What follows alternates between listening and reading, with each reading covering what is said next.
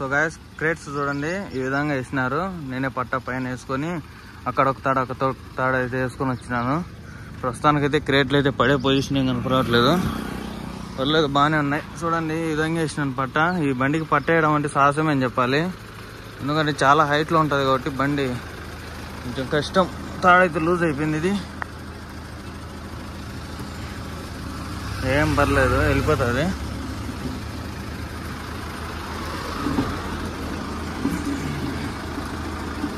మొత్తం లూజ్ అయిపోతుంది తాడ. తలనొప్పి.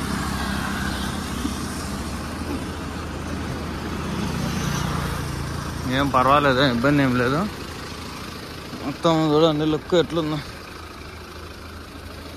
పైన కూడా తార్పాలు వేసినాను. పైన తార్పాలు వేసి 2 తాళ్ళు అయితే లాగేసినాము. ఏం పడవి, జస్ట్ ఒక 20 కిలోమీటర్స్ మాత్రమే ఉంది. ఇబ్బంది ఏం లేదు. ఇంకెళ్ళిపోదాం ఇక్కడ నుంచి.